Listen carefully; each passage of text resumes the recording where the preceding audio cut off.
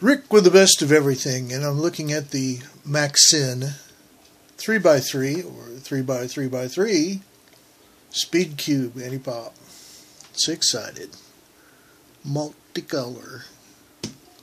This is really a good cube. I'm personally not too much into the cube, but I have some friends that are. That's probably where this baby will land up.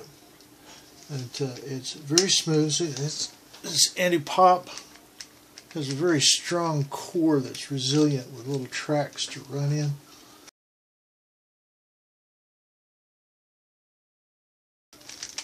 So you can really work this one. And it comes with a nice little bag. Very well constructed little bag. There's a inner liner. Nice size too.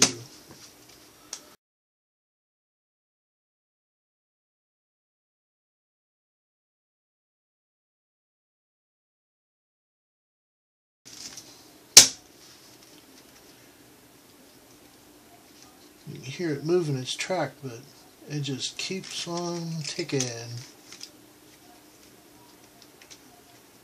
As with most of the cube designs, it does have a Q cube. The blue is the key. Pry the blue cube out and you can operate on it.